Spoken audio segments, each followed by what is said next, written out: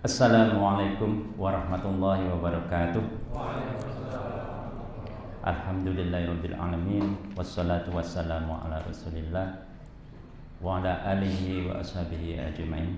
Amma ba'd. Jamaah salat Isya yang insyaallah akan dilanjutkan dengan salat tarawih yang dimuliakan Allah.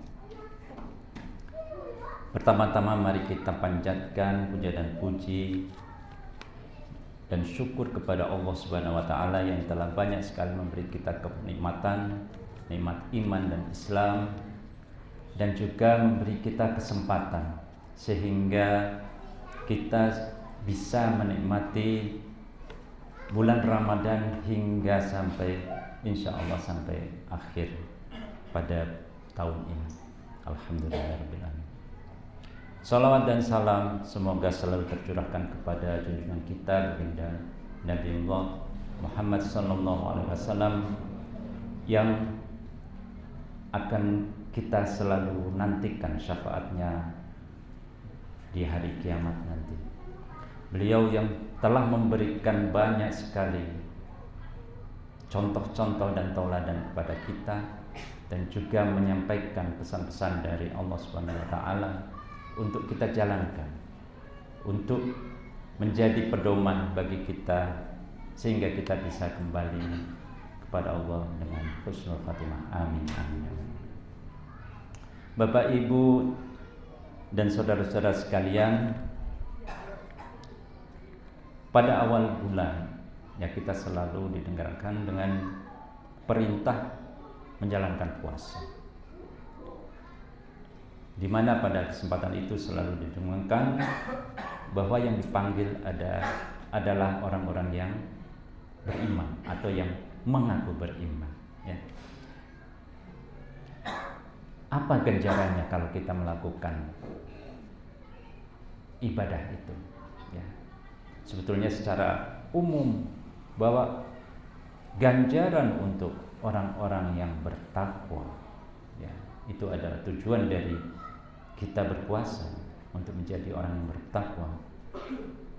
Seperti yang disampaikan yang ada tertulis pada surat Ali Imran ayat 133 yang ayatnya bahwa akan disediakan untuk orang-orang muttaqin itu adalah maghfirah dan jannah dan surga yang luasnya seluas angkasa yang mungkin tidak pernah kita bayangkan sebelumnya. Bumi hanya kecil sekali dibandingkan alam semesta ini. Mungkin hanya setitik air di dalam perbandingannya dengan samudra yang ada di bumi kita ini. Masya Allah. Hadiah ini adalah disediakan oleh orang-orang muttaqin. Siapakah mereka itu? Di dalam ayat selanjutnya bahwa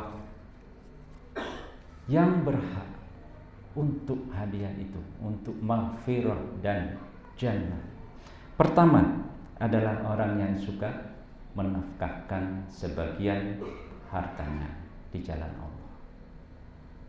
Infikuna, baik ketika keadaan lapang dan keadaan sulit. Bahkan banyak sekali kalau kita lihat di YouTube dan sebagainya bahwa ketika kita sulit, ayo berinfak, sungguh aneh. Tapi itu sebetulnya jalan dari bahwa itu yang menandakan bahwa kita itu adalah orang-orang yang muttaqin. Yang kedua adalah orang yang menahan emosi, menahan marah. Al-kadhimina al-ghaidha. Dan ini juga termasuk bagi kategori bahwa orang-orang yang muttaqin. Selanjutnya adalah orang muttaqin itu adalah yang suka memaafkan saudaranya, memaafkan saudara-saudara sesama muslim, sesama mukmin. Apalagi muslim dan muslim itu saudara. Ya, kalau misalkan menyinggung dengan tangannya atau perkataannya, itu juga akan disebut adalah tidak baik dengan muslim. Itu adalah mungkin pegangan. Kalau sekarang mungkin bukan hanya perkataan dan perbuatan ya, tapi juga ini gitu. Napa? Jempol nih gitu yang di HP itu, komentar yang kurang baik mungkin itu saudara kita juga. Tapi ada juga sinyal bahwa itu hanya untuk mengadu domba kita sesama. Jadi itu mari kita perhatikan itu, kemudian kita kendalikan. Selanjutnya adalah orang-orang yang beristighfar. Istighfar. Nah, ini juga banyak sekali disebutkan di Quran. Apalagi pada bulan Ramadan ini kita dianjurkan untuk melakukan istighfar, minta ampun. Baik pada waktu sahur itu disebut sekali. Disebut dalam Quran mustaghfirina bil ashar, dan orang-orang yang beristighfar minta ampun ketika waktu sahur. Dan juga nanti ada juga banyak waktu-waktu yang mustajab untuk melakukan doa dan istighfar. Demikian juga ketika kita melakukan sholat tarawih. Allahumma innaka afuun tuhibbul afwa fa'fu anni. Ya Allah, Engkau sebetulnya Engkau itu Maha Pengampun dan Engkau Maha memuliakan hambanya yang ingin minta ampun. Maka ampunilah aku. Subhanallah. Jamaah sekalian, sebentar lagi kita insya Allah bisa mengiringi menemui hari Idul Fitri ini. Sebelum Islam pada zaman jahiliyah itu dirayakan ada dua hari raya, yaitu yang namanya Nairus dan Marjan. Nah, sesudah datangnya Islam, nah ini Rasulullah bersabda bahwa ini harus diganti sesuai dengan hadis riwayat Abu Dawud dan An-Nasa'i, maka akan saya ganti dengan hari yang lebih baik, ya, tradisi yang lebih baik. Karena dulu adalah kalau merayakan itu adalah dengan minum-minum, pesta pora dan sebagainya, ya. Tetapi diganti pada era Islam itu diganti dengan sesuatu perayaan yang baik. Itu yang kemudian dirayakan sebagai Idul Fitri dan Idul Adha. Jamaah sekalian, mungkin kalau ketika nanti Idul Fitri banyak sekali yang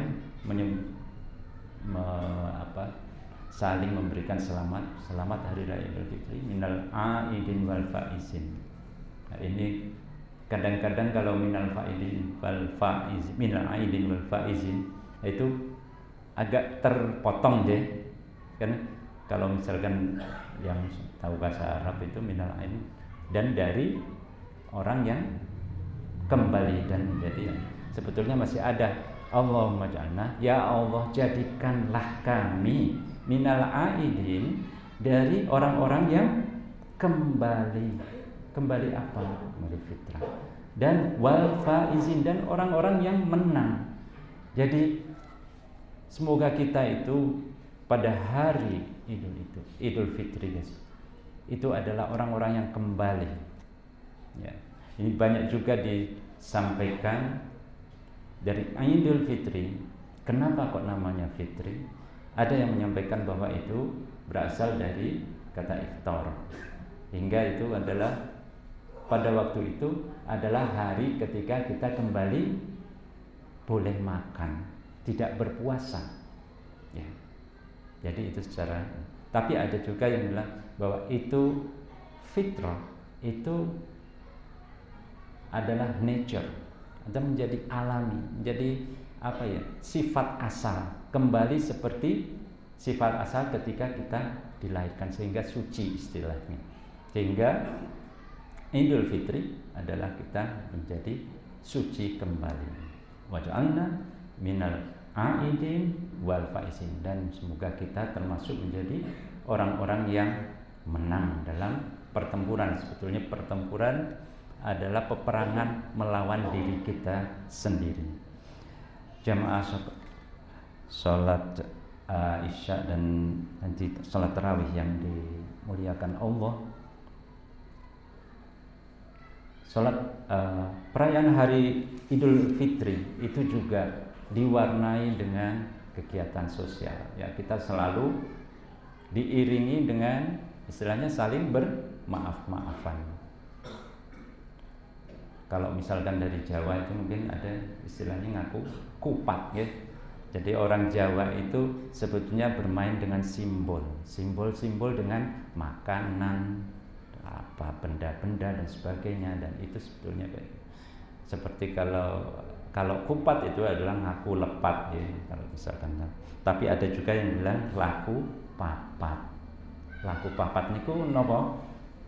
Ketika lebaran itu pertama lebaran, yaitu kita sudah melakukan puasa.